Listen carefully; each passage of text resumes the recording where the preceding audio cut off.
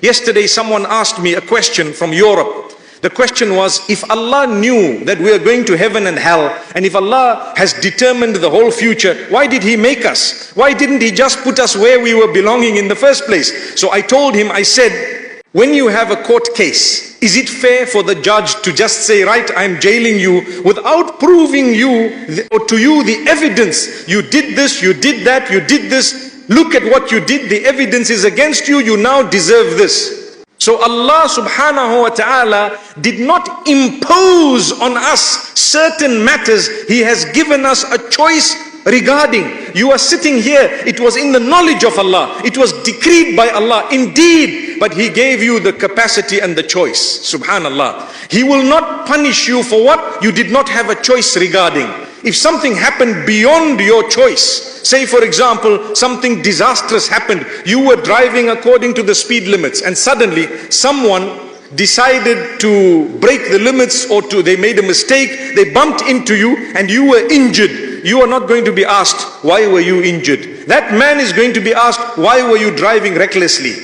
So that was not in your capacity. It's qadar. Taqdeer meaning it is destiny. It was destined that I was going to go through this. Indeed, I had no role to play. Allah will not question me where I didn't have a choice. But where Allah's given you a choice, you chose. Allah holds you responsible. That does not mean He doesn't know what was going to happen. This is why when we talk about the knowledge of Allah subhanahu wa ta'ala, many of you would obviously know, I'm just repeating it, the knowledge of Allah encompasses many aspects to show the greatness of Allah. يَعْلَمُ مَا كَانَ وَمَا يَكُونُ وَمَا لَمْ يَكُنْ إِذَا كَانَ كَيْفَ يَكُونُ. Allah knows the past. He knows the past. مَا كَانَ. يَكُونُ is mudari'. In the Arabic language, it is present and future. So Allah knows the past, He knows the present, and He knows the future. But there is something more than that Allah knows, which is amazing. Allah knows that which was not going to happen and will not happen. If it were to happen, how it would have happened, Allah knows it already. Can I give you an example from the Quran? In Surah Al-Kahf, and I'm sure we read it, Allah subhanahu wa ta'ala speaks about certain incidents that happened between Musa alayhi salam and Al-Khidr. Al-Khidr. And Allah speaks about one of them where young boy was killed by Al-Khidr. And Musa alayhi salam says, أَقَتَلْتَ نَفْسًا زَكِيَّةً بِغَيْرِ نَفْسٍ. How can you kill this man without any reason, no purpose? We are not allowed to kill just because you might have had a disagreement or a difference. You have no right to take away the life that Allah gave. Who gave life? Allah.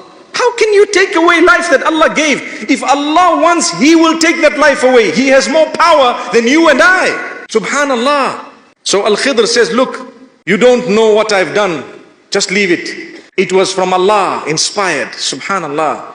And then he explains that had this child grown older, he would have been a source of misfortune for his parents and a source of sadness, a source of perhaps harm to his parents.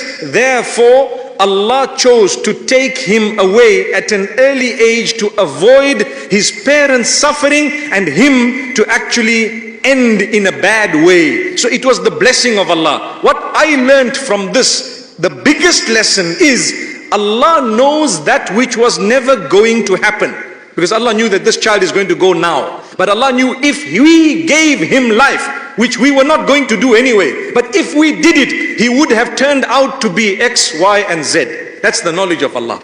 So if you did not come here today, where you would have been, Allah knows. But Allah also knew that you were going to come here. It is so amazing that sometimes it confuses the mind. You need to sit and think about it.